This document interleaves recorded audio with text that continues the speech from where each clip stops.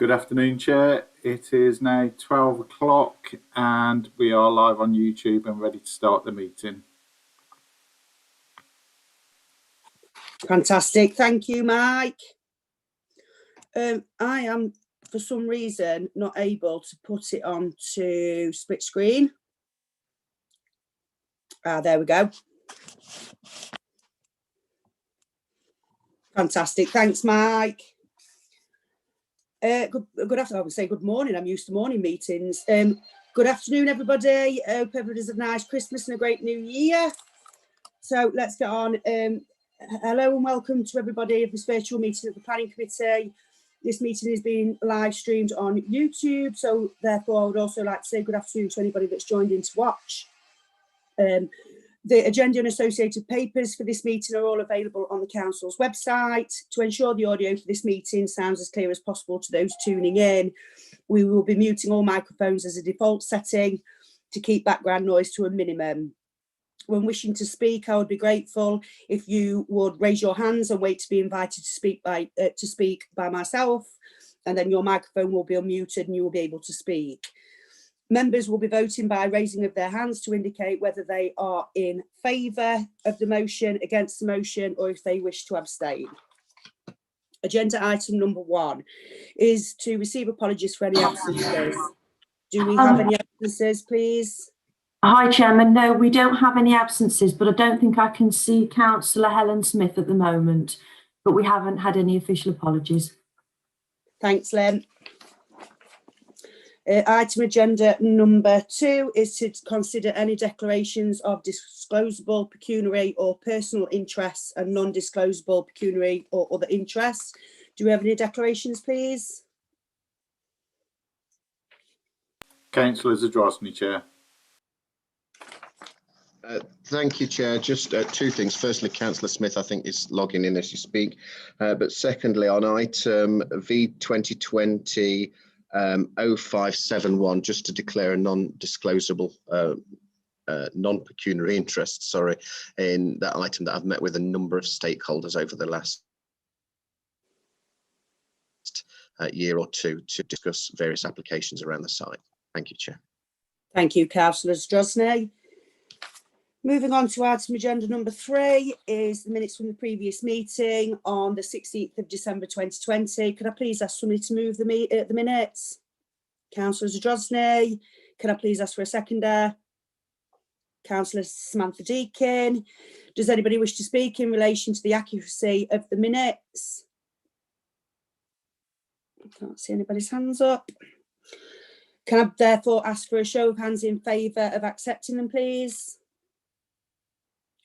Councillor Madigan, Councillor Smallridge, Councillor Hankin, Councillor Deakin, Councillor Madden, Councillor Kieran Brown, Councillor Barron, Councillor Daniel Williamson, Councillor Zadrosny, Councillor Mitchell, Councillor Helen Ann Smith. I think that's everybody. Thank you. That's clearly been carried. So today we have 3 planning applications to consider today. Application 1 is pages 13 to 22. Application number is V 2020-0761, Mr. G. 2 dwellings, land rear of 344 to 348 Watnall Road in Hucknall. I'll now pass you over to the officers to present this application. Thank you. Thank you, Chair. I'm just waiting to see whether we've got the slides up and everybody can see them, hopefully. This is an application for full application for 2 bungalows with associated access, off-street parking and private amenity space. This application has been referred to the Planning Committee by Councillor Rostance on the grounds of the character and appearance of the area. Can we have the next slide, please? Thank you. So here we've got the site location plan and an aerial photograph. The application site is shown in red on the plan. It forms garden land to the rear of 344, 346 and 348 Watnall Road, with a new access road that runs from the highway between the gables of 346 and 344. The plan on the agenda shows a slightly larger area, and I apologise for this. However, this is the application plan for consideration. Members may be aware of other cases raised by the applicant as claimed to be similar in character to the proposal. I'll refer to these later in more detail. However, I would point out that Pilot Drive is located on the plan on the aerial photograph to the southwest. This is a wide private drive accessed off Kingsway Road and is a comprehensive development that was first granted in 2009. Next slide, please. So here we've got a site location layout plan. The access is tight to the gable walls of 344 and 346 Watnall Road. 344 has windows to the first floor in the gable end, whilst 346 has 3 ground floor windows and a door and first floor window in the gable. This raises concerns in respect of the occupant's safety gaining access from a doorway directly over the shared drive to two properties. Now we've got some plans and details. In the top left is a view up the proposed driveway. The plan coloured green has fencing shown along the green dotted lines alongside the private drive. And the blue coloured plans show how access details with turning indicated for a fire tender. However, highways do not accept this is appropriate for refuse vehicles which are larger. Therefore, bin collection points would be required along the Watnall Road frontage, and parking has not been shown for 344 and 346. It's understood that that will go in the front gardens of those properties. Here we've got the proposed elevations for the two properties, featuring a gable end to the front elevation of both of them. And now we've got some photographs. The photos are at the top are from Watnall Road of the proposed access between 344 and 346. And the ones at the bottom you can see are from the rear of the properties looking back towards the houses. And you can see the small gap between the properties, between the gables, where the private drive is proposed to be located. These photos on the top is a photo looking to the rear of 346 and looking back to 344. So we've got one looking down the garden and one looking back towards the properties. On the bottom from the left to right are the developments referred to by the applicant as being claimed to be similar, and we've got on the left is Ashurst Grove, in the middle is Pilot Drive, and on the right is Poets Close. These accesses are distinctly different to the application proposal. Ashurst Grove gained permission in 1997 and was replaced by a builder's yard, thus resulting in less impact on neighbouring residents. And the width of the access is not as narrow as the application site. Pilot Drive and Poets Close are distinctly different, and again first gained permission in 2009 and 2006 respectively. We've got the key considerations, and from the report it is clear that residential development of this site has been refused on a number of occasions because it would be out of character and result in unacceptable backland development. In an appeal dismissed only last year, June 2020, the inspector was of the same opinion. He took into account all the developments the appellant has again suggested are similar and did not agree. And I want to quote from the inspector from paragraph 9 of his decision. And he says, "Consequently, I share the council's concerns that this would be a piecemeal development that would be unrelated to the underlying building pattern, which would detract from its understated but distinct character.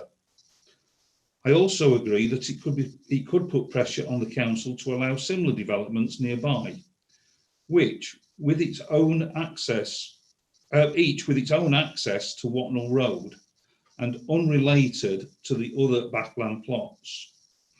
My concern is this regard is reinforced by comments in the appeal statement.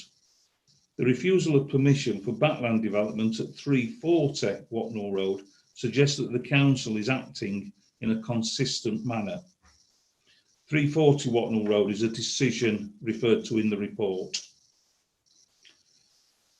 There are therefore significant concerns about the principle of the development and the visual impacts being contrary to policies ST1A and B and HG5G, as well as paragraph 127 of the NPPF, which requires development to be visually attractive as a result of good architecture and layout and to be sympathetic to the surrounding built environment. So the report before you is balanced and considers the benefits that some previous concerns have been overcome because of the reduction in the number of dwellings down to 2. But it's considered these do not outweigh the negatives and disadvantages the development would bring and the concern of the inspector on the appeal that other unacceptable developments would follow. The applicant cites other developments, but these are not accepted to be similar. It is accepted that the application provides off-street parking in accordance with the council's minimum standards. The access width and visibility meet the Highway Authority standards and therefore is not a reason for refusal. There is a concern, however, that the neighbouring property, which is a door opening onto the driveway, may not have a satisfactory relationship with the development. But this has not been identified as a main reason for refusing permission. In conclusion, the proposal is backland development and would be detrimental to the established pattern of development in this location, which is characterised by long linear gardens. It is also considered that granting of this application would be a material consideration for future applications of adjacent garden land in the locality. Refusal is therefore recommended for this application as specified in the report. Thank you, Chair. Thank you, Mick. I am aware that we do have a speaker registered for this application, so I would like to now ask Mr. Max Cully for the applicant to speak to the committee. Mr. Cully, you have an allotted time of 5 minutes to speak. Hello there. Just excuse me, it's the first time I've done virtual conferencing. Can you hear me okay? You can hear me okay? Great stuff. Yeah. Am I ready to start? Yeah. Yeah, okay. Good afternoon, everyone. According to a recent report, the UK is in the middle of a housing crisis. Demand is generally increasing, but the number of houses being built has failed to keep up with demand. The current government is therefore putting together an ambitious plan to supply 300,000 homes per year.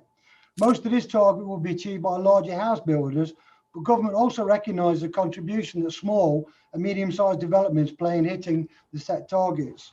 It's clear the planning system has to play its part both at local and national level.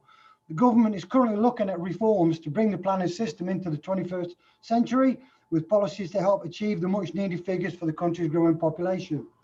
The officer's report places great emphasis on the earlier decisions in arriving at his recommendation, and has even mentioned a refusal notice for a site which is not even connected with his proposal.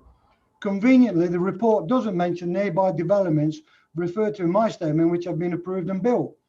The earlier concerns regarding highways issues as well as noise and disturbance are now not listed as reasons for refusal, and the access and its proximity to neighbours' properties is no worse, and in some cases a lot better than similar developments within this district.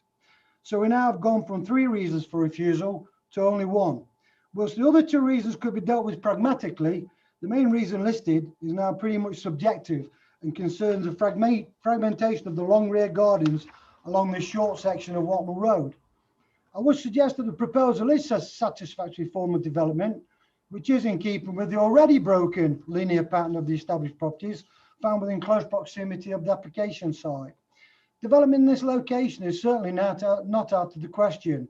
In an earlier report for 4 dwellings, the officer appears to contradict the council's stance on fragmentation. It states that it is recognised that this issue may be mitigated by a revised red line boundary which demonstrates a more comprehensive form of development. Well, having noted the earlier comments regarding plot formations and taking into account the Pilot Drive development, the proposed layout has been amended to match the general layout of Pilot Drive and is radically different to the application for 4 dwellings. The site is now set back 68 metres from Watnall Road. The earlier application showed a setback of 55 metres. The rear garden areas of the 3 gardens affected are between 40 and 50 metres long, which means that the smallest garden is about 270 square metres. That makes it 200 square metres more than is actually required by Residential Design Guide. They are now similar in size to the rear gardens backing onto the Pilot Drive access. It is Ashurst Grove which has the closest resemblance to the current application site, which is clearly illustrated on the submitted drawing 2811. Ashurst Grove stretches across the rear gardens of 3 dwellings and is clearly located within an underlying linear development pattern. Taking aside the other examples within my statement, my client is having great difficulty in understanding why the council is still so reluctant to approve his application. We have generally looked at the local area to cite examples of similar development. However, there is an application a bit further afield, which I think warrants a mention, and that was an outline application at Norcroft, Wild Hill, Teversall, which was decided at committee in 2019. The recommendation was for refusal, but the committee voted unanimously to reject the officer's recommendation. I can see that the majority of today's members actually sat in on that meeting, and I have to say that listening to the intelligent debate that ensued, it showed that a common sense approach to planning is sometimes the solution, rather than adhering rigidly to policy, etc. It was assessed as being inappropriate development within the countryside and an unsatisfactory form of development out of keeping with the predominant linear pattern of development. There were 4 letters of objection listing numerous reasons why the proposal should be refused consent. The application before you, councillors, has received no negative comments, and all consultees are happy with the proposal as it's set out. The members, as well as the planning team, clearly realise that we are in a desperate need of more housing. Granted, it's only 2. Unfortunately, our planners are often shackled with policy and working within a system which really needs to drag itself into the 21st century. I understand changes are coming, and hopefully it will make the planning system less frustrating to work with. So, having regard to the tilted planning balance, the gains to be had by approving this site far outweigh the council's assertion that it impacts on the character of the area. And furthermore, the council have not indicated in which way that harm would be caused. The proposal makes effective use of the available land and does not compromise future development should it come forward. I would therefore request that the members reject the officer's recommendation in this instance and approve the application as submitted. Thank you very much. Sorry if I rushed through that. No, thank you very much. I don't know what time it is. Thank you very much. Can I now ask if any members of the committee have any questions for Mr. Culley to clarify any points raised within his speech? Councillor Chris Barron. Thank you, Max. Good afternoon, Max. Can you please explain to me how come you're trying to state that Ashurst Drive and Pilot Drive are exactly the same as the application we're trying to consider later on? I can't see the resemblance in any shape or form, but perhaps you might know things that I don't.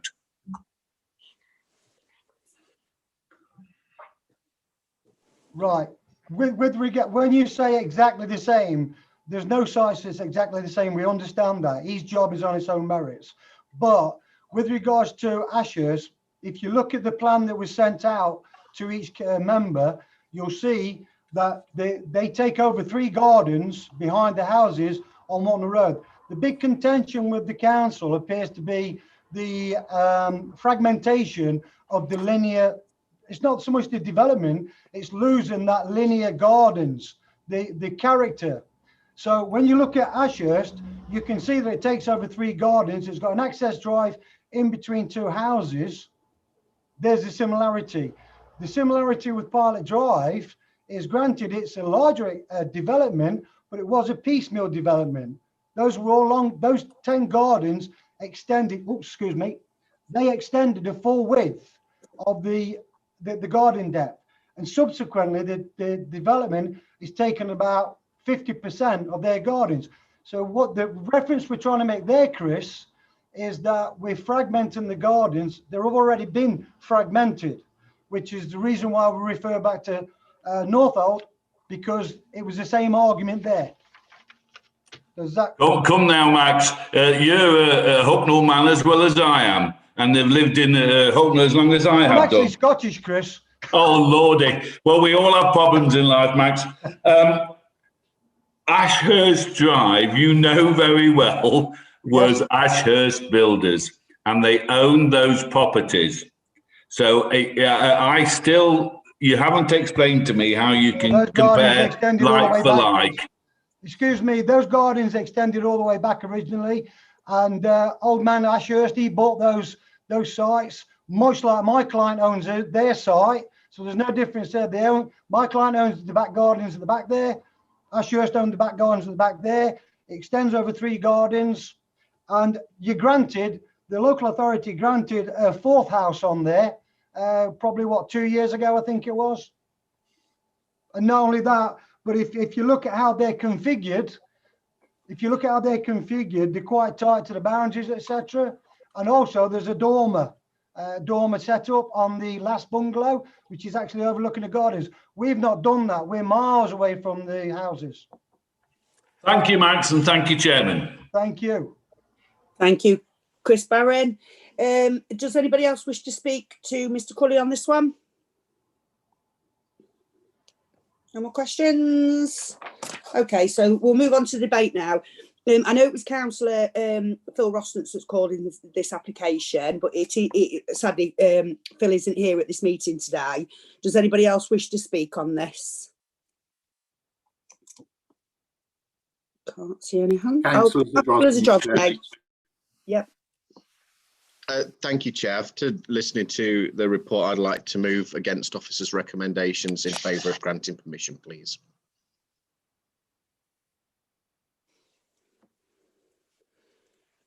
Okay. And we have Councillor Chris Barron. Thank you, Chairman.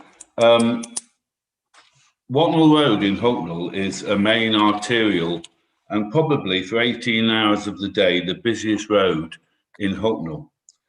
It has constant traffic on it. And the Rolls-Royce site at the top end doesn't, of course, help. Some of us wanted a link through. If you look at the map that came with the paperwork, the applicant is trying to say that there is a like for like, and I still don't believe there is a like for like with Ashurst Drive. The houses on Kingsway, off Kingsway Pilot Drive, they are an enclosed development within themselves. Now, if you look at that site and you look down the Watnall Road, there is a potential there for maybe 4 or even 5 of similar type of developments to this one, because the shaded areas at the end of the gardens are not houses in many cases, they're buildings, sheds and what have you. And so that could be replicated from one single access point here, could go down to about 8 bottom of the gardens. As equally at the top of the map, you'll see, and that's off Ruff's Drive is Lawton Crescent. They are similar off Lawton Crescent. Imagine that somebody's wanting to turn right into the application site, and there will be a constant stream of traffic coming from the opposite direction. It'll bring that part of Watnall Road to a complete standstill, and it'll be very similar, even looking at the maps that Mick put on the screen, to turn left in. And then, of course, the worst case scenario is that somebody's wanting to come in off Watnall Road and somebody's wanting to come off out of the development site. So all of a sudden, if somebody's coming out of the development site, that car or vehicle on the Watnall Road comes to an abrupt halt to let that other, their neighbour in that case, to come off, because there's no passing places. And if you refer back to the photographs that Mick showed you, there is a subtle difference between the gap between these two houses here and then what was the entrance of Ashurst Builders Yard. And I can't understand it whatsoever. This is a material consideration, and it's a consideration for future or the potential of future applications. Mick has highlighted the application for 4 houses has already been refused by the planning inspectorate. And my own view is that we should accept officer recommendations if the applicant is unhappy with our decision. He does and goes to appeal, and then the inspector, and we all know what inspectors are like, will come back to us and say, no, you've got it wrong, Ashfield District Council. You should have granted planning permission. And of course, they'll get the planning permission. But as it stands at the moment, I believe that that is going to cause a lot of issues. And we'll be receiving numerous applications. As you look down the map, the amount of gaps between the houses for the length of the gardens, we can be receiving off there. So you won't be getting one in a space of about 100 metres or so, or 200 metres perhaps. You might have 4 or 5 side entrances off Watnall Road, and that is going to cause a hazard. I move officer recommendations. Thank you, Chairman. I've got you, Helen. I'm just going to go back to Mr. Cully at the minute, please. Oh, Christine as well. I've got you. Yeah, okay. Councillor Mitchell, I've got you. Christine. Mr. Cully, just 1 second. Let me just go to Christine Saris first, please. Chair, Christine's going to have to manually unmute. Thank you, Chair. Thank you, Mike. Just to say, I thought the contribution of the agent had finished now because we'd completed the questioning. So I don't think there is the right of any further comeback on that, Chair. My apologies. Thank you. We'll go to Councillor Helen Ann Smith now. Yeah, thank you, Chair. I just wanted to come back onto a point that Councillor Barron made. Chris, both myself and you have been on this committee for a long, long time. I think you've probably been doing it a bit longer than I have. And you know that you can't base a planning application on something that might happen in the future. You can't look at this and say, well, that house down there, I don't know what number it is, but they might come in to build a house on their back garden. So I want to refuse this on the basis that they might do something in a couple of years' time. You know we're not allowed to do that. You just can't do it. Highways have said with a few, as long as there's a place for the bins at the top of the drive, it's fine. They've got no concerns. And your other main concern is that it'll make it difficult for people turning out of the drive. Well, it's different. You know, if that's the case, then nobody can turn out of the drive. So I don't understand what the issue is. Madam Chairman, I don't understand the points that have been raised. I think this is suitable development and I will be supporting this proposal to go against officer's recommendation. Thank you. Thank you, Councillor Smith. We'll go to Councillor Lauren Mitchell and then Councillor Kieran Brown straight after. Thank you, Chair. After listening to the arguments on both sides, I will second Councillor Barron's recommendation for refusal. Thank you, Chair. Thank you. Councillor Kieran Brown. And then we'll come to you, Christine. Thank you, Madam Chair. Yes, I would like to second Councillor Zajosny's proposals. Thank you, Madam Chair. Chair, we also have Councillor Madden with her hand raised. Councillor Madden? Thank you, Chair. I'm speaking in support of going against officer's recommendation and going for conditional consent. Quite well aware of the area, despite not being a Hucknall person. I'm in Annesley, as people know, but are quite familiar with trudging up and down that road at different times of the year and day. I'm aware that objections have risen because of the difficulty of turning right into this application site. Having walked along there, it doesn't matter which side of the road you're coming on, whether you're going to or from Hucknall, everybody seems to have a difficulty turning right because of the volume of traffic, even into their own homes, their own front gardens, off-street parking, etc.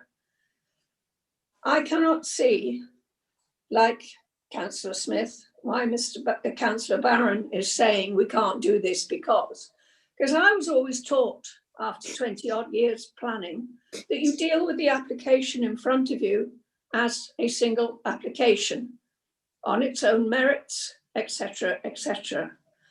So with a slight problem about the bins being on people's front gardens, could the applicant please talk nicely to them? I do note that there have been no objections in here from local residents to this, so I'm happy to support Councillor Zadrozny's proposal for conditional consent. Thank you. Christine?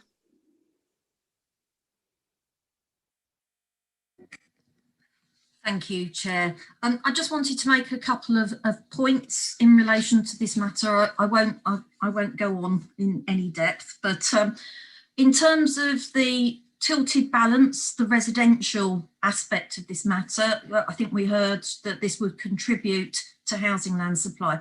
Yes, it does contribute to housing land supply, but it's only 2 houses, and we've seen in inspectors' decisions elsewhere, the inspector doesn't consider, usually when you're looking at 1 or 2 houses, that this is significant in terms of the tilted balance where other matters outweigh and have give rise to concern. The other aspect is that Mr. Cully quite rightly has noted that officers in the past have said that we would like to see more comprehensive development rather than piecemeal development. That is actually correct. We would prefer to see more comprehensive development because then you get development from a single point of access feeding into more of the gardens in the widest sense, as you did get off Pilot Drive. So that's why there is a reluctance to accept individual driveways, because we would much rather see a better solution overall. And I just wanted to flag up again that this width access is less than others that have previously been approved. And I would remind members as well of the windows and the doorways that will feed directly onto the driveway. Thank you. Thank you, Christine. Louise, have you got anything? Yeah, Louise Ellis, please. Thank you, Chair. You've had 2 motions, both seconded. My record was that Councillor Barron's motion to go with officer recommendation was the first that was seconded, but you may have got that differently, Councillor Madigan. I wasn't sure if no, that's... It was Councillor Zadrozny who wanted to go against officer's recommendations first, with the seconder of Kieran Brown, and then it was Councillor Barron who proposed to go with council's recommendations with a seconder of Laura Mitchell. Yes, Chair. So that's the motion that you will be voting on first. Lovely, thank you. Anybody else wish to speak before we go to the votes? So we are. Sorry, Chair, we've got Mick, yeah, Christine, and Councillor Zadrozny. Okay. I'm sorry, Chair. Obviously, before you go to the vote, you need to know what you're voting on, and we need to know what conditions you would be voting for as well. Because obviously, if you're looking at granting planning permission subject to conditions, we need to know what conditions are, and we need a reason of why you're granting planning permission. I'm guessing that's what Christine was going to say, exactly the same. Thank you, So we'll go Chair. back to Councillor Zadrosny. Thank you, Chair. Well, firstly, I wasn't clear which vote we were about to take because it got a little bit convoluted in the middle. But so it'd be useful for Louise or you to clarify which one we're voting on, Councillor Barron's or mine. I did move first, but a seconder wasn't called before You did. Councillor Barron. So it doesn't matter to me because I think the mood of the meeting is clear now. But in clarity, I think we should move officers against officers' recommendations subject to the standard planning conditions. And if there are proposed to be any different ones, that they're in delegation with you as chair of planning. But I don't propose that there are any additional planning conditions other than the ones that are standard, you know, the 3 years time lapse and all this, that, and the other, that sort of stuff. Got you, Louise. And the reason for approval, I thought that's a bizarre one. Normally we have to give detailed reasons for refusal. Reasons for approval is because I literally think it's entirely opposite to what the officers have said. I think it's fully compliant with Safe Policy ST1 and HG5, and it clearly fits with the narrative of the NPPF. So they're the policy numbers if that's what's required. Thank you, Chair. Thank you, Councillor Zadrosny. Back to Louise Ellis, please. Thank you, Chair. Apologies, Leader, and Chair, if I wasn't clear. Yes, so it'll be Councillor Barron's motion that will be dealt with first, and I was going to suggest that we have that more clarity if that motion were to fail and we were to go with Councillor Zadrosny's motion, but that's quite correct. So it's the motion to go with officer recommendation and refuse permission, which will be voted on first. Thank you, Louise. Okay, so now we'll go to the vote. So this vote is to go with Councillor Barron's to go with officers' recommendations. So can I please see a clear show of hands? We have Councillor Barron, Councillor Laura Mitchell. I don't see any other hands there. Councillor Madden, did you have your hand up at one point there? No. Thank you. So then we move, Louise, we'd move over to Councillor Zadrosny's, yeah. Chair, I think you may wish to take votes against that motion so that we're clear. Oh, right, sorry, I apologise, yeah. So votes against Councillor Barron's recommendations to go with officers' recommendations. So Councillor Madigan, Councillor Hankin, Councillor Smallridge, Councillor Deakin, Councillor Madden, Councillor Helen Ann Smith, Councillor Kieran Brown, Councillor Zadrosny. Great, thank you. Is there anybody wishing to abstain? I think we've got everybody though. Oh, Councillor Daniel Williamson, abstain. Yep, and that's everybody. So now we're moving over to Councillor Zadrosny's proposal to go against officers' recommendation and grant application. Can we have a clear show of hands, please? Councillor Deakin, Councillor Madigan, Councillor Smallridge, Councillor Hankin, Councillor Madden, Councillor Kieran Brown, Councillor Helen Ann Smith, and Councillor Zadrosny. That vote's been carried. I don't think there's anybody wishing to abstain from Councillor Zadrosny's proposal. Yes, there is. I can see your hand somewhere. Councillor Daniel Williamson, thank you. That vote's clearly been carried. Thank you very much. On to the next one. Right, so moving on to application number 2, which is pages 23 to 28, which is V 2020-0754. It's a M. Varley smoking shelter, Willis Lodge Care Home, St Thomas Avenue, Kirkby in Ashfield. I'm now going to hand you over to the planning officers to present this application. Thank you.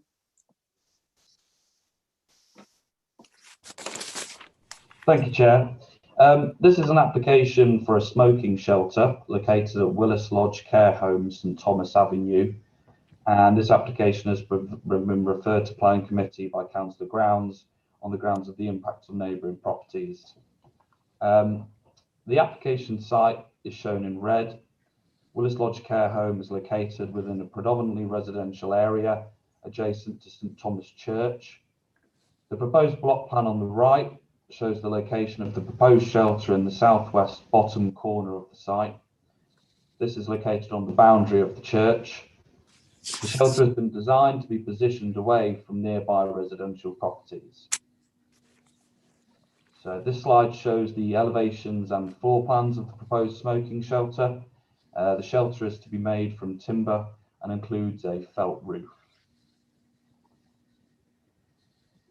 So here's a number of photos. On the top left-hand side, photo 1 is a view from St John's Avenue looking towards the care home. The shelter will be positioned to the rear of the site, below the first floor level window of the care home. The shelter is set away from neighbouring residential properties along St John's Avenue on the opposite side of the road. On the top right-hand side, photo 2 shows an existing outbuilding at the rear of the care home. The shelter is to be located behind this outbuilding. The bottom photos, 3 and 4, show the existing courtyard area. The shelter is to be located within this area. The shelter will be sited up to the boundary of the church and will replace the existing benches and canopy. Fencing is sited behind the brick walls along the boundary of the site. So the key considerations. The proposed shelter is to be located to the rear of the care home set on the boundary of the church.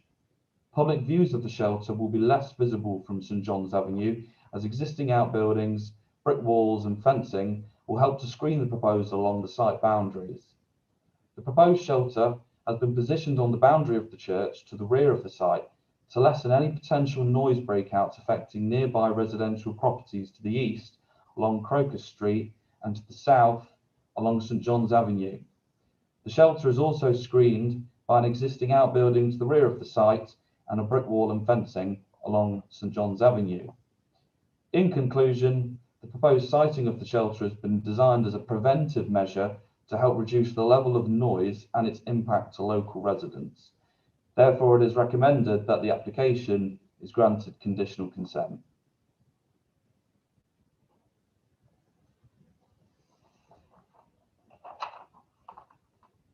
Chair, if you just press your unmute button. Sorry. Thank you. I'm now going to ask Councillor Dale Grounds, who called in this application. Oh, just 1 second. Mr. Cully, you're waving. I don't understand why. Right, okay. No, I'm going to ask for Councillor Dale Grounds, who called in this application, and he's present at the meeting, to start the debate and speak to the committee, please. Hi everyone, thanks for letting me join this planning committee. I'm not going to talk for long, it's just a brief explanation of why I called it in. I've called this application in not because I disagree with it, but because it is such a delicate issue. Last year I received a number of complaints regarding Willis Lodge Care Home, so I wanted to give the public a chance to speak if they had any concerns. Yeah, I'm trying to get their attention on. No, Mr. Cully, I'm sorry. You've had your allocated time. I'm afraid you're not able to speak any longer.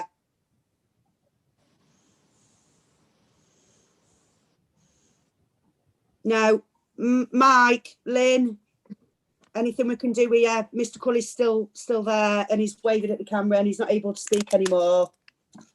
Chair, I'll give Mr. Cully a call. Thank you, Mike. Sorry, Councillor Grounds, continue, please. No, that's fine. So I'll just give you a brief explanation of why I called this in. So I'll start that again. Last year, I arranged a meeting with Matthew, the manager from Willis Lodge, after receiving quite a few complaints from the public. In attendance were myself, Matthew, Antonio Taylor, Christine Saris, and an officer from Nottinghamshire County Council, as well as a resident from St John's Avenue that called in the complaints. After discussions regarding the issues, we came up with some ideas on how Willis Lodge can improve on the noise coming from outside and how best they can work with the community around them. And one of these ideas was to build a new smoking shelter at the other end of where the existing one is, at the outdoor area, which would help reduce noise. I've not received any further complaints for a while now, and I know Matthew and his staff are doing very well in keeping their promises made to the residents. I'm very happy for this application to be approved after looking at the plans. They've kept their promise to the residents locally and are doing a fantastic job. Thank you. Thank you very much, Councillor Grounds. Does anybody now wish to move with officers' recommendations as printed, please? Anybody's hands? Oh, Councillor Zadrozny. I'm happy to move those, Chairman, if you need a mover. Thank you. And Councillor Kieran Brown, thank you. Seconder. Thank you. Thank you, Chair. Thank you. We'll now move to the vote. Can you please clearly raise your hands in favour of this? Yep. Councillor Madigan, Councillor Smallridge, Councillor Hankin, Councillor Deakin, Councillor Madden, Councillor Helen Ann Smith, Councillor Zadrozny, Councillor Laura Mitchell, Councillor Kieran Brown, Councillor Chris Barron, Councillor Williamson. I think that's pretty much everybody. There's nobody wishing to abstain. No, that's been moved then. Thank you very much. So application number 3 is V2020-0571 Ashfield District Council Car Park Extension, Kingsmill Reservoir, Sherwood Way South, Sutton Ashfield. And I'll hand you over to the planning officers to present this application. Thank you.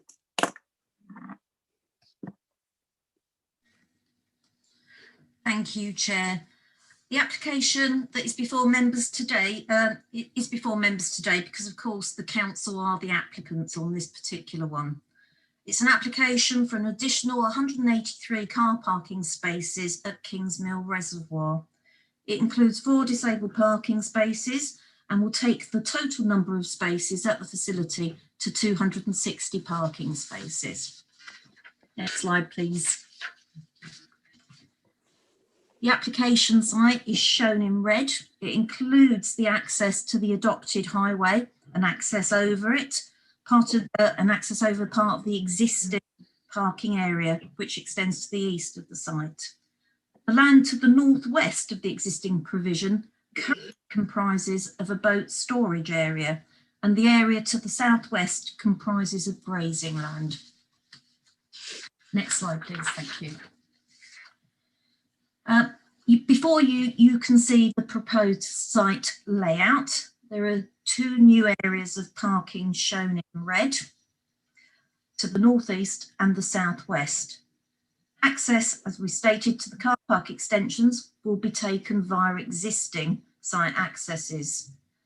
The scheme of works includes the retention of existing hedgerows, as well as the planting of new boundary hedgerows and trees. There's also the installation of a number of timber posts and rail fencing around the perimeter of the parking areas. And again, the creation of a further access into the Sailing Club compound.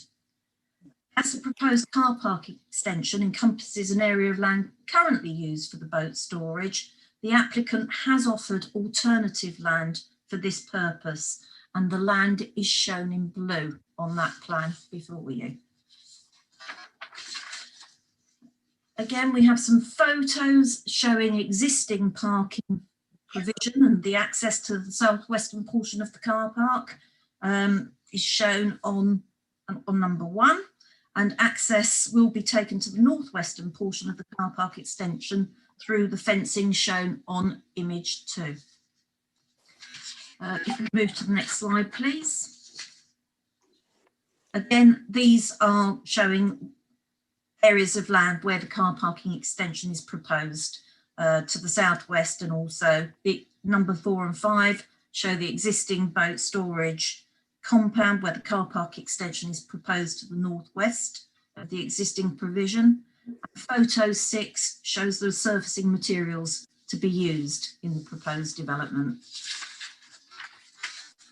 Photos 1 and 2 show the area of land in more detail, which is indicated for boat storage subsequently.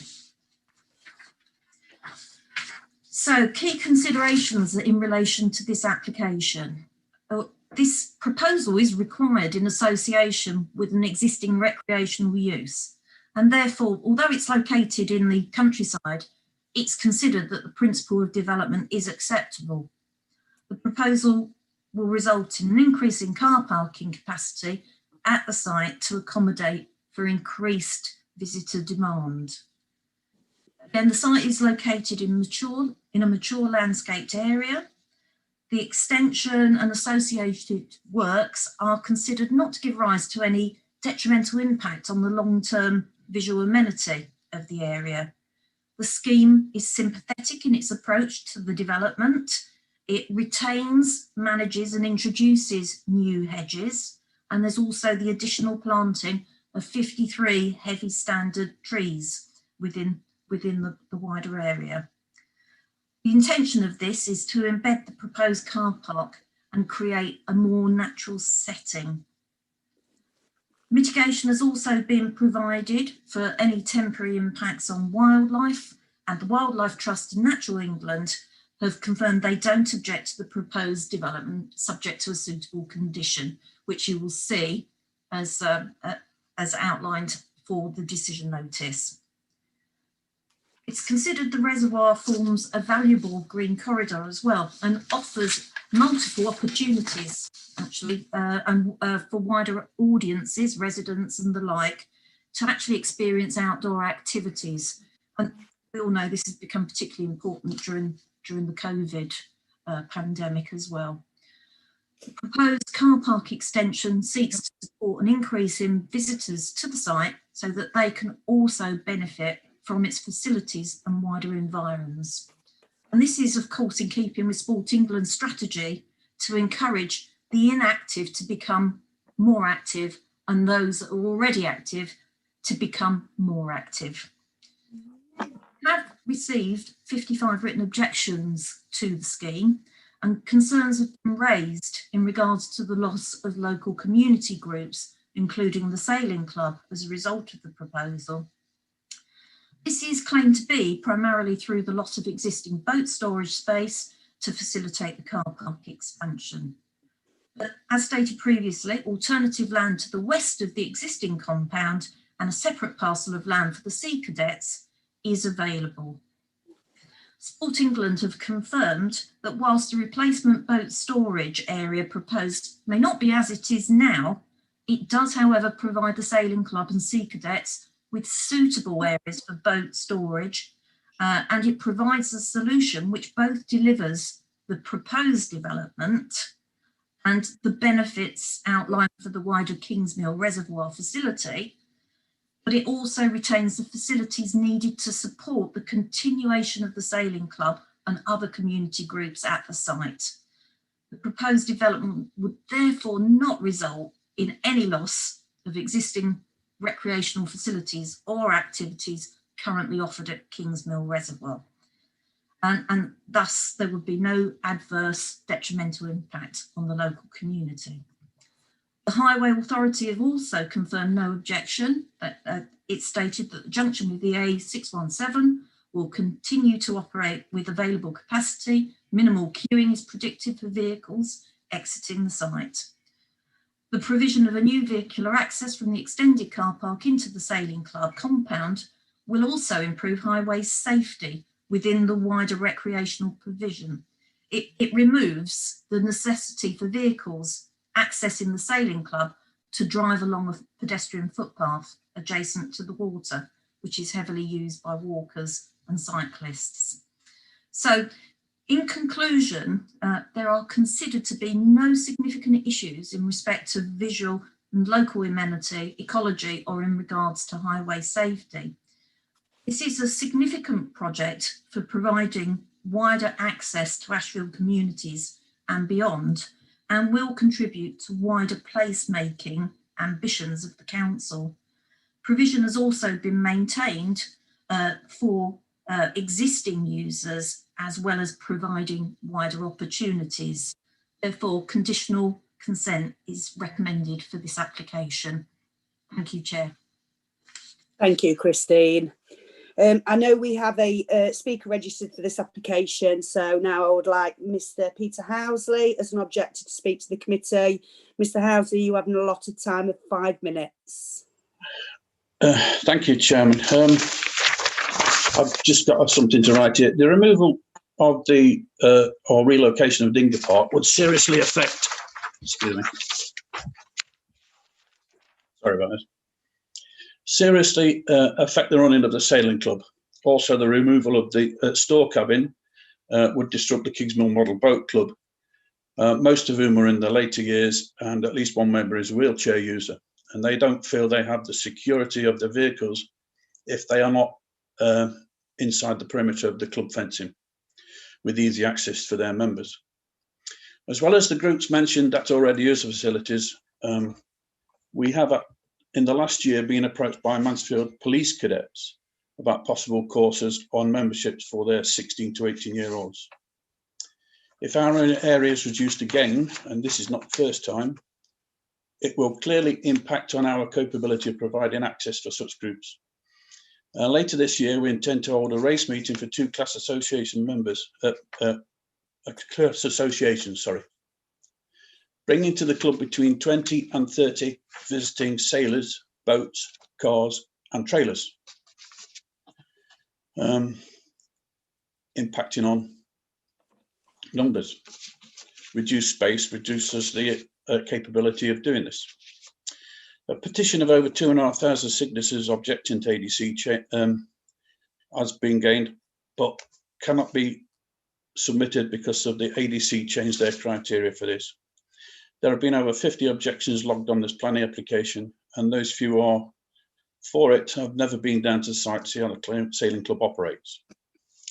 I believe the research for this project was conducted through out-of-date records and with blinkers on.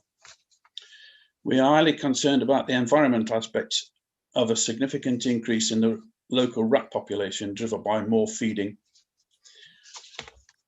and greater waste in the parking areas, especially close to the foreshore, and it is one of the noticeable aspects of conversation with local residents about rats, and more rats. The current dinghy park occupies approximately 42 proposed parking spaces. Without these spaces, it will still leave an area consisting of 218 spaces, an increase of 275%. We feel the revenue gained from these 42 parking spaces will not generate enough income to warrant the redevelopment, and the space left is more than adequate for the capacity needed for the area for 95% of the year. Access to the sailing club could be gained from the new hard-standing car park, negating vehicle usage of the foreshore. So what is the point in creating boat storage area in a car park rather than a car park in the boat storage area?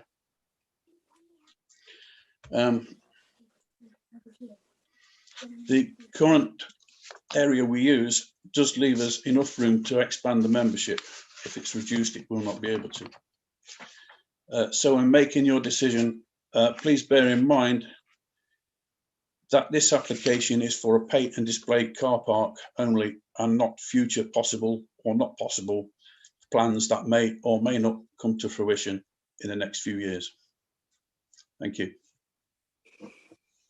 Thank you very much, Mr. Housley. Can I just ask if any members of the committee have questions for Mr. Housley to clarify any points?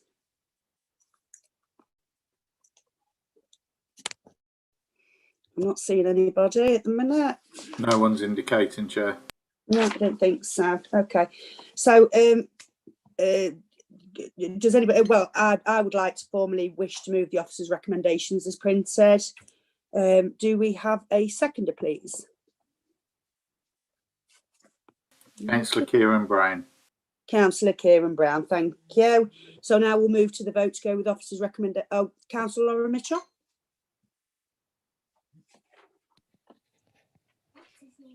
Thank you, Chair. Now, I would like to recommend and move refusal of the recommendations on the grounds of disruption to the sailing club, which could potentially lead to their demise as a club, which obviously will be a great loss to the community. So, yeah, I would like to recommend that. Thank you. Just, I'm good. Chris, I've got you. I'm just going to go to Christine first.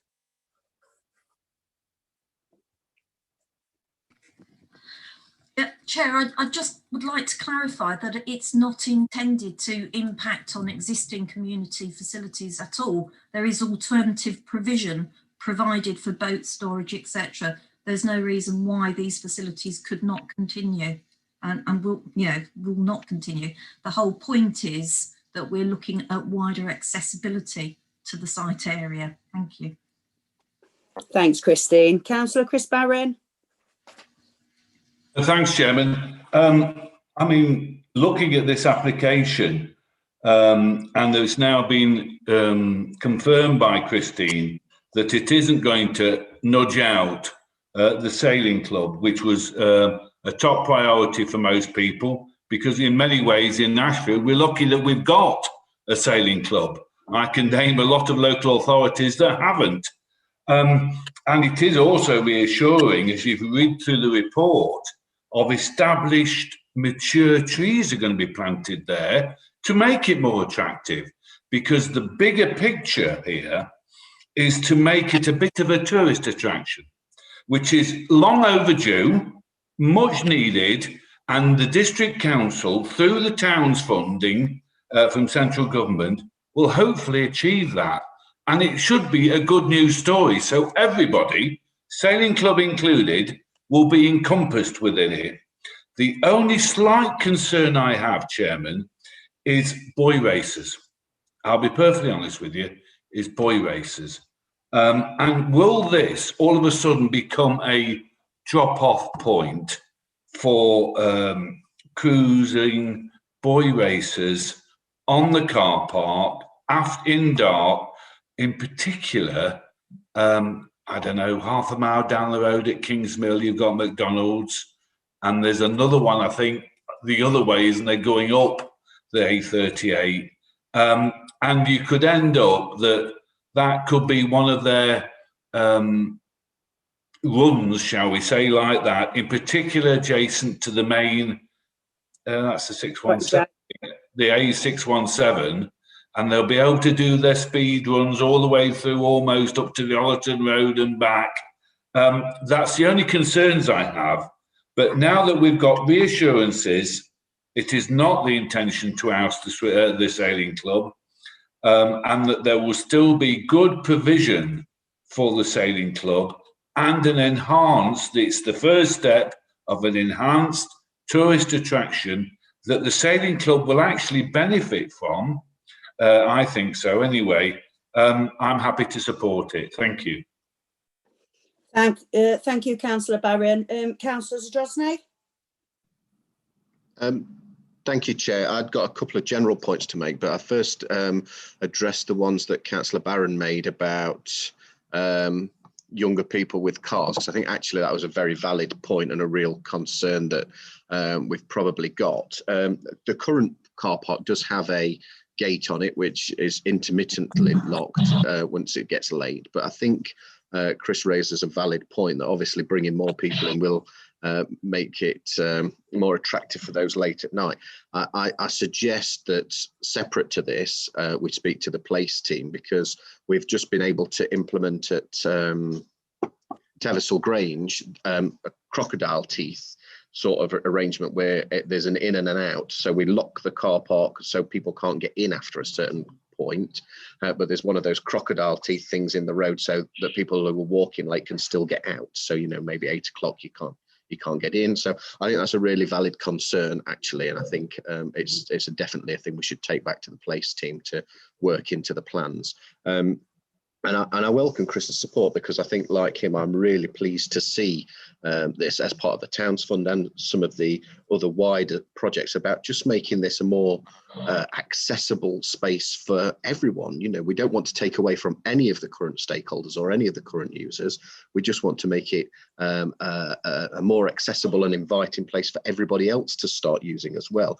And I think the work that we've done on the other side, opposite the hospital, where we've cleared some trees and put a new footbridge in so that patients and staff who are working at Kingsmill can come and have their lunch and get onto the reservoir has just shown what a massive difference that's made. Already the user numbers are up by about 500 or 600 a week because people can access it a little bit easier. And one of the jobs we're working with the county council is trying to put some sort of green man or a zebra crossing in on the Coxmoor Road junction there, because the Mill Waters as a project will mean that people who want to walk a bit farther than I normally do can walk around the Res and then cross over and walk around Sutton Lawn as well, that the water there, and come back. And hopefully, you know, I think if COVID's shown us one thing, that we all need to try and look after our physical and mental health a bit more, being locked down. And when in Ashfield, we should be so dead proud of these green spaces we've got. They are fantastic.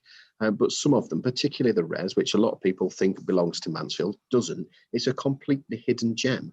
And I think the future is really bright. The plans that the County Council are currently submitting, just a couple of weeks ago, we agreed through Cabinet, then through Policy Committee of the County Council, to extend a very long lease with the County Council for our land around the base.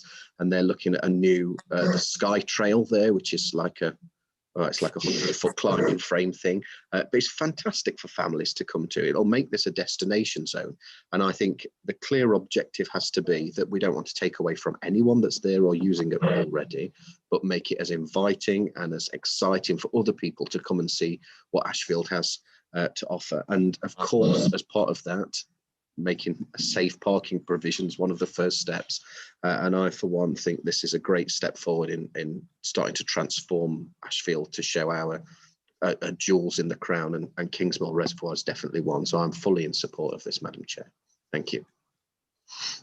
Thank you, Councillor Zadrosny. So we have a proposer and a seconder to go with officers' recommendations. We have a proposal to go against officers' recommendations. Do we have anybody seconding that proposal? So we will go to the vote now, please, to go with officers' recommendations to grant planning application. Can I have a clear show of hands, please? Councillor Madigan, Councillor Smallridge, Councillor Hankin, Councillor Deakin, Councillor Madden, Councillor Helen Ann Smith, Councillor Zadrosny, Councillor Williamson, Councillor Kieran Brown. And I believe that is my screen's playing up. Believe that's everybody. Yep, nobody wishing to abstain. No, that's been carried. Thank you very much. Sorry, Chair, you need to ask those against. I thought we'd got everybody. Is there anybody No, against? we've got Councillor Mitchell. Yeah, sorry, Lauren. Councillor Lauren Mitchell against. My apologies. So moving on to agenda item number 5. This item is for information to advise members as to recent planning appeal decisions. I'm going to hand you over to Mick Morley now. Thanks, Mick.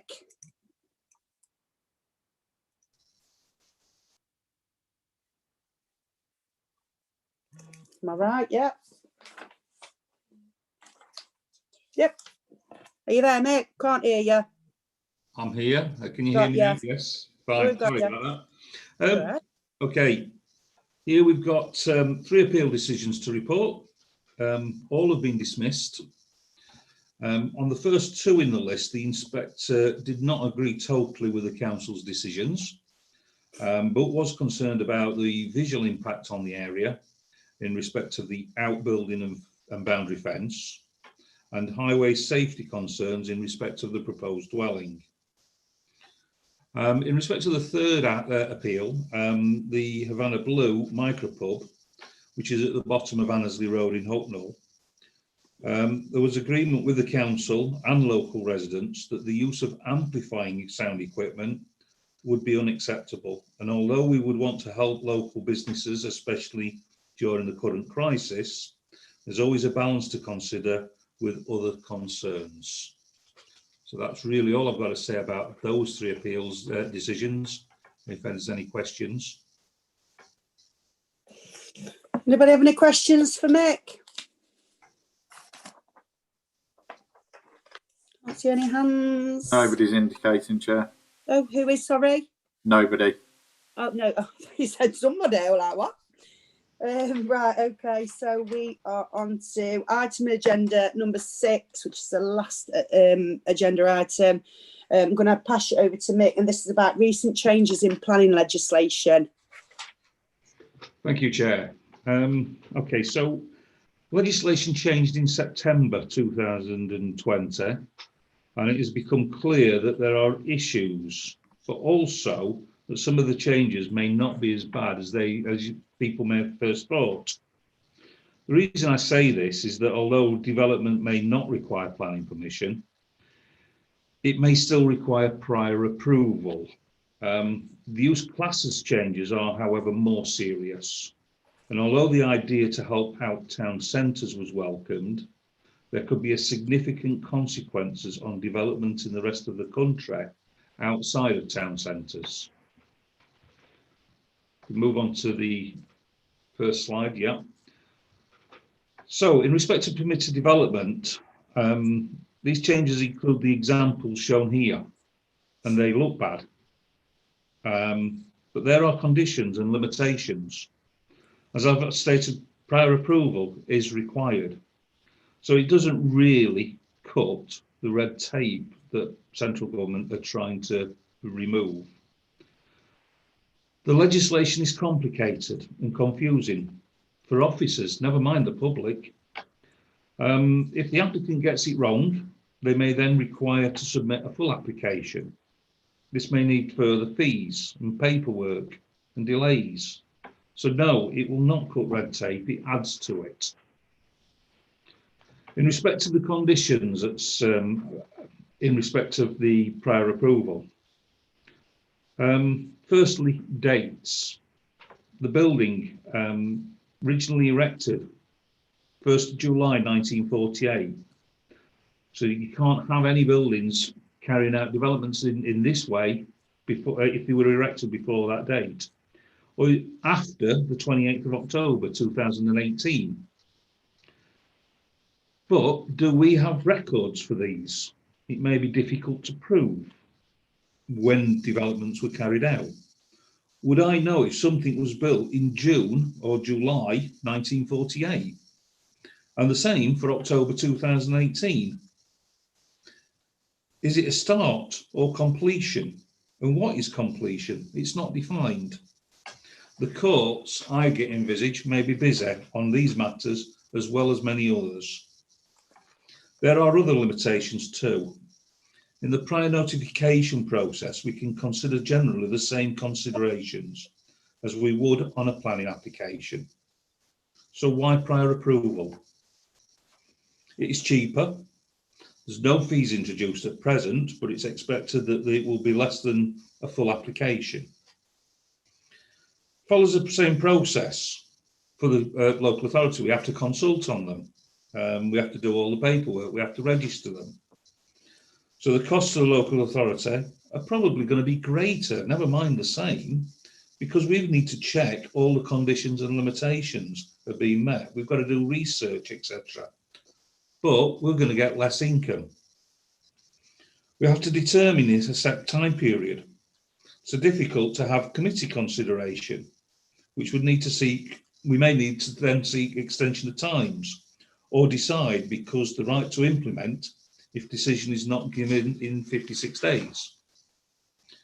We have not seen proposals of this nature previously, so may not be an issue, but need to be able to respond quickly and ensure our processes do not get delayed. If we can move on to the next slide, this is about the use classes order.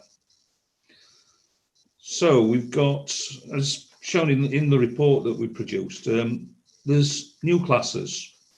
Class C covers a significant multitude of uses. Previously separated, includes retail and restaurants to offices and light industrial units.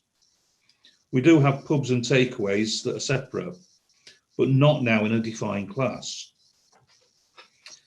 So this is good to ensure town centre users can change easily without planning permission, rather than seeing units remain empty. But this has and this is big, it allows a factory to become a retail store or an office block to change to a restaurant, irrespective of where they're located or what car parking arrangements they've got. The town centre use may jump ship for cheaper out-of-town locations, thus impacting adversely on the town centre. A light industrial estate may become a small retail park, taking customers away from the town centres.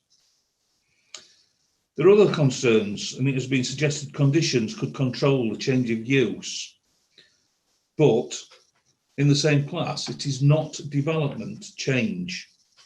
Therefore, can a condition actually control this? You can only impose conditions on new developments and not in existing ones. It's been suggested that possibly Article 4 directions could be used. But again, is it lawful when it's not development? I envisage the courts are going to be very busy. Move on to Class F2, local community. My report covers local shops and changes from Class E to Class F2 and back again to Class E, without any changes to the premises themselves. Again, how do we advise customers? The checking which class a use falls within is problematic, and now becomes worse because you have to consider its location, proximity to other users. And we could advise or determine an application one day, only for the next day for it to be totally different. Again, it's going to be interesting to see how it works out, but I imagine with difficulty. The changes and details are complicated. If anyone has any questions, I will endeavour to provide you with a response, but not without carrying out extensive research. Thank you, Chair.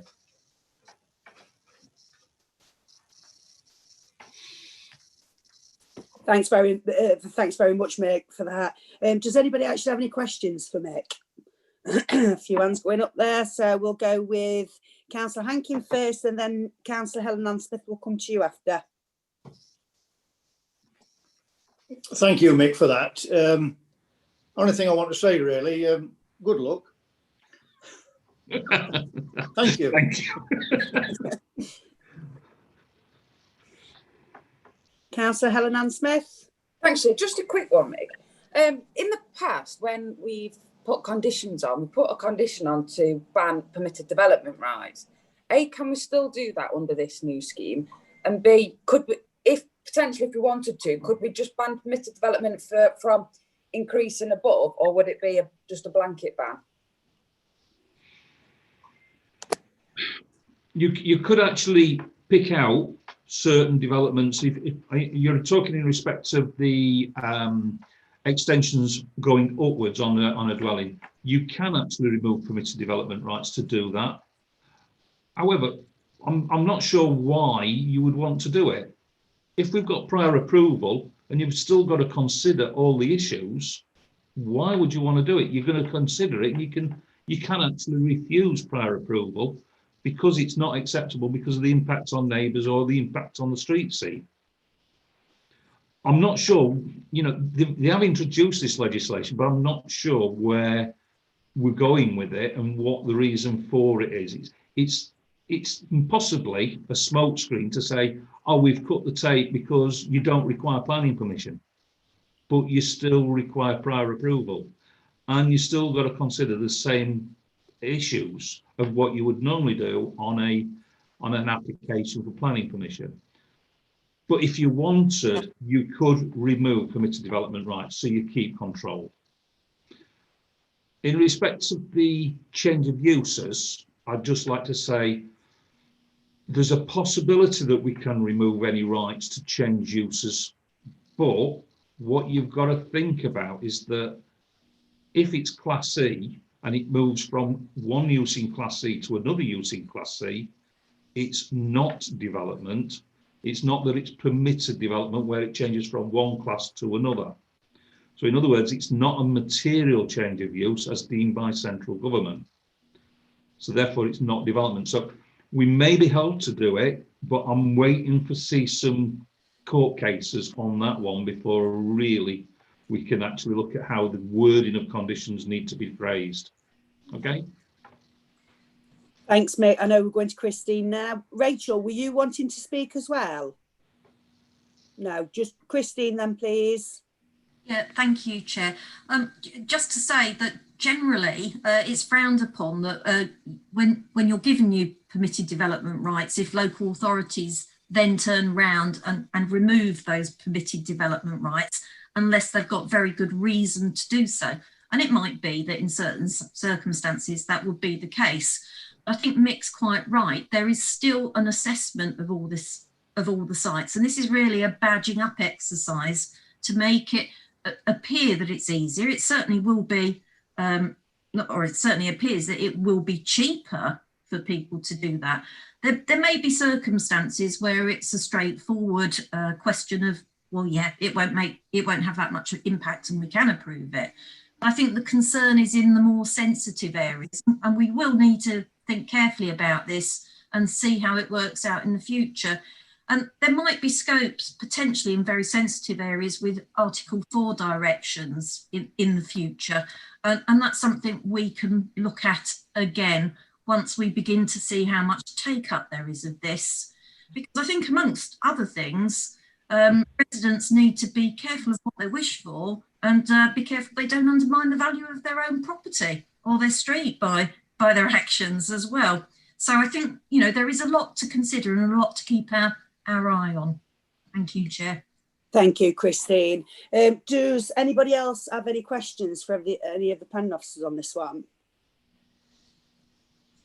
No? If that's the case, then I think this brings us to an end of today's agenda. I'd like to thank everybody for their attendance, the officers, members, and all the interested viewers, and obviously the guest speakers earlier on. I can officially call this meeting to a close. Please continue, everybody, to stay safe at home. Thank you.